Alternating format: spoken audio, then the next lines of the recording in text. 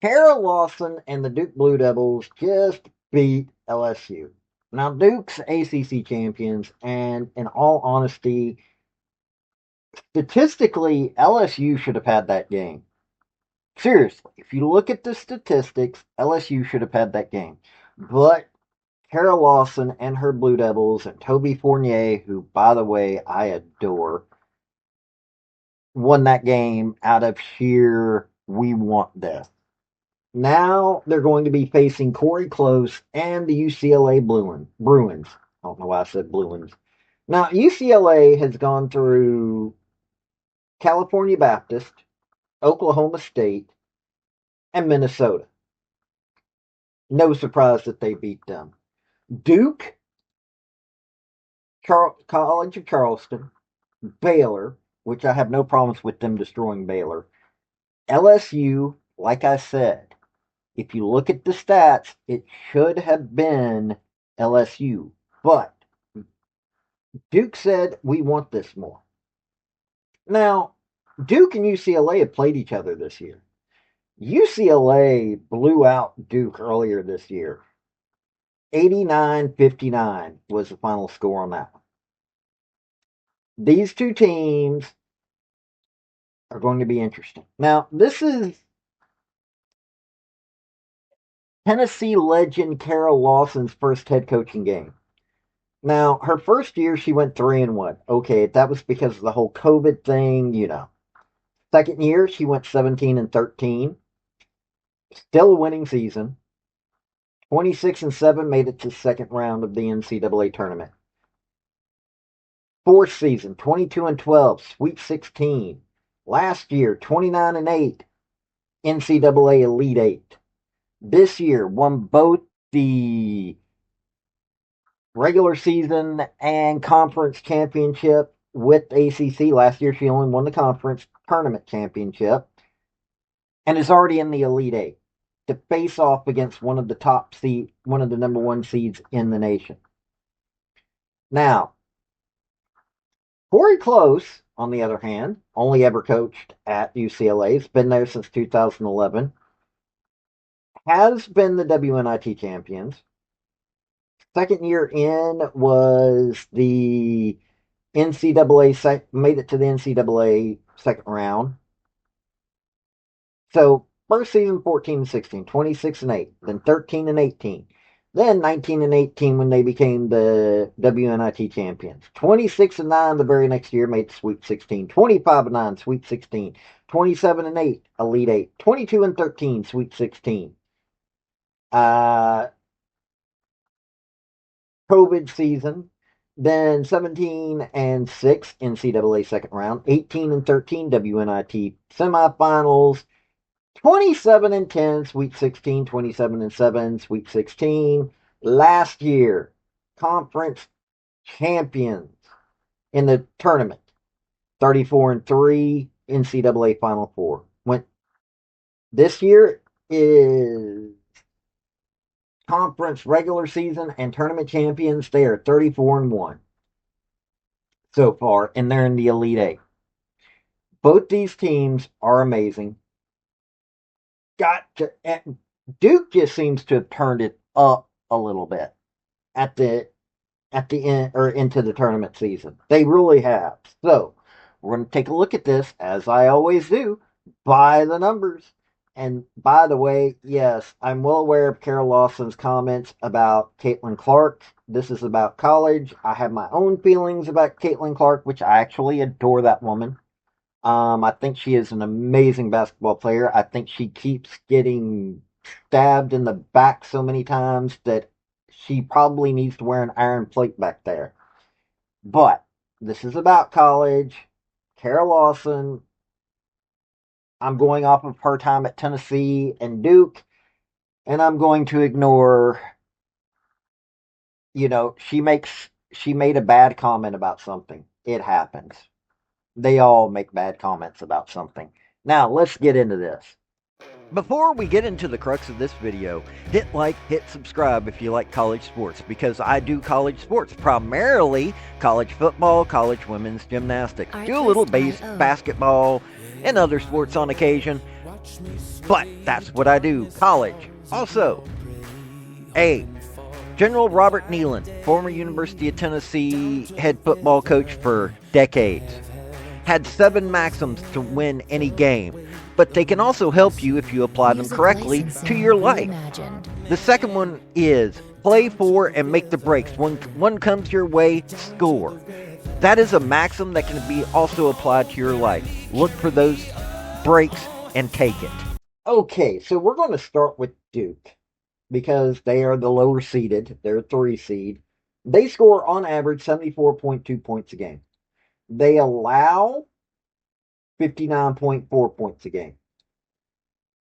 44% field goal percentage, 68.4 free throw percentage, 33.3 3-point percentage, 6.4 3-points made a game, 17.4 assists a game. Hey, they're 17th in the nation on that stat, so not bad. 37.3 defensive rebounds a game, 19th in the nation on that stat. 14.6 turnovers a game, 6.4 block shots. They're second in the nation on that stat. Oh, and they steal the ball 9.1 times. Toby Fournier leads in points, rebounds, and blocks. Like I said, I adore this girl. 29 minutes a game, 17.4 points, 8 rebounds, 1.2 assists, 0.9 steals, 2.3 blocks, 2.2 turnovers though. 53.1 field goal percentage, 34.6 3-point percentage, 56.6 free throw percentage. Oh, and she can dunk it, but hasn't done it in a game yet. Ashlyn Jackson, 33.8 minutes, 11.3 points, 3.4 rebounds, 4.5 assists, 1.4 steals, 0.4 blocks, 2.2 turnovers as well, 34.7 field goal percentage, 31.6 3-point percentage, and 88.3 free throw percentage. I'm going to say this. Her being in the position to make that many points when she shoots the way she does, it's detrimental to the team. Delaney Thomas, 26.8 minutes, 11.1 points, 6.4 rebounds, 0.9 assists, 1.8 steals, 0.5 blocks, 1.4 turnovers, 61.3 field goal percentage, doesn't make 3-pointers, she's a forward, 73.8 free throw percentage.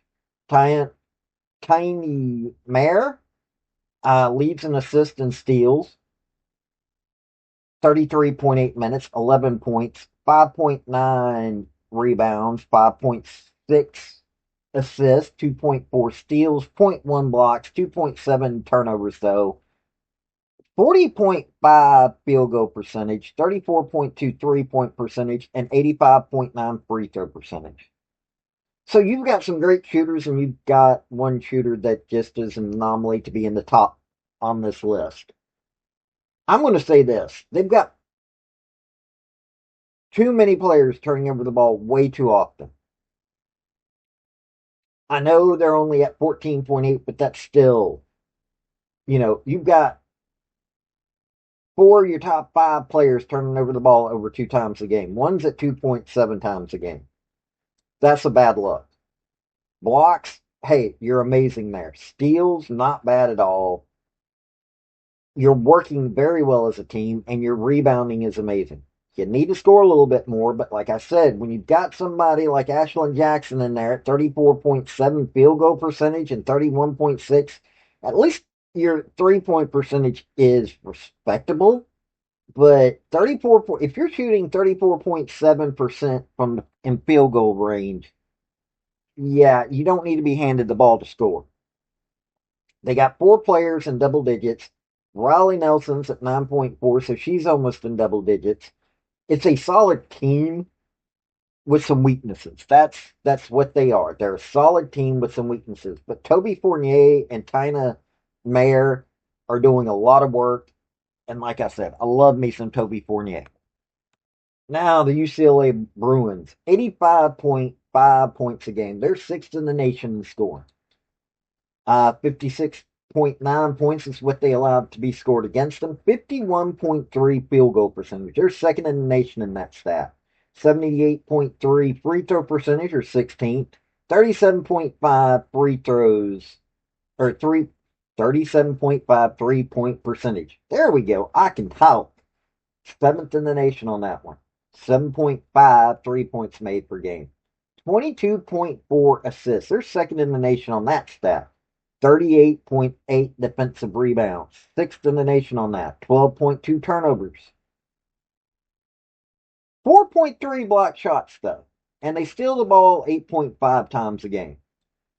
Now, Lauren Betts, who their center, who leads them points, rebounds, and blocks, 27 minutes a game, 17.1 points, 8.7 rebounds, 3.2 assists, 1.1 steals, 1.8 blocks, 2.2 turnovers, though, 57.3 field goal percentage, doesn't make three-pointers, and 66.7 free throw percentage. Kiki Rice, 30.4 minutes, 15.2 points, 6 rebounds, 4.5 assists, 1.5 steals, 0.4 blocks, 1.6 turnovers, 49.7 field goal percentage, 37.6 3-point percentage, and 90.3 free throw percentage. She's really close to that 50-40-90 mark. Gabriela Yaquez, 30 minutes a game, 13.6 points, 5.4 rebounds, 2 assists, 1.1 steals, 0.1 blocks, 1.7 turnovers, 54.6 field goal percentage, 40.2 3-point percentage, and 85.9 free throw percentage. Another one of those, really close to the 50-40-90 mark. Gianna Neepkins, 28.3 minutes, 13.2 points, 3.2 rebounds, 3 assists, 1.1 steals, 0.2 blocks, 1.1 turnovers, 50.9 field goal percentage, 43.7 3-point percentage, and 93% free throw percentage. Starting to see a trend here. Oh, and by the way, Charlize Lager Walker leads in assists and steals. She's got 5.7 assists, 1.6 steals. She's doing what she needs to do. Now, their steals could be a hair better, but considering how many are getting in there and stealing the ball, hey, not worried about that. Blocking really could be a little bit better.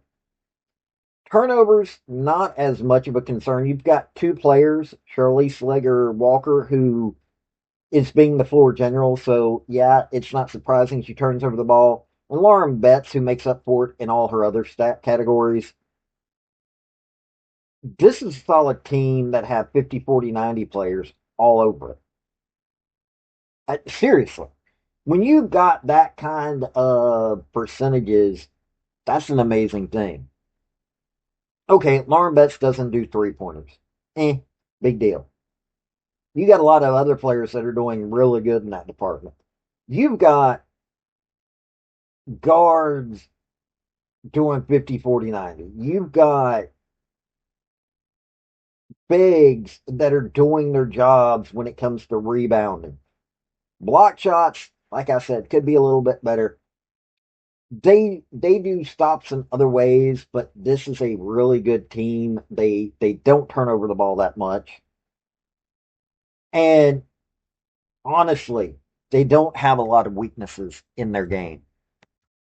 So, UCLA, according to the experts at ESPN, have an 82.9% chance to win this game, 17.1% chance for Duke. And I guess I need to make up for my comments about UCLA, well, the football team, when it came to football season, because of the whole Nico Iamaleava thing. Uh, yeah, I'm going to have to say it. Go Bruins. 3 fingers up or whatever it is. Fingers up or whatever. Uh, this is going to be a good game, though. UCLA, great team. I'm not even going to say anything against UCLA. Yes, they've got some weaknesses, but man, do they make up for it. Duke, I mean, you got the players. Toby Fournier, Taina Meyer, Delaney Thomas, even though I still don't see why Ashlyn Jackson is allowed to shoot the way she does.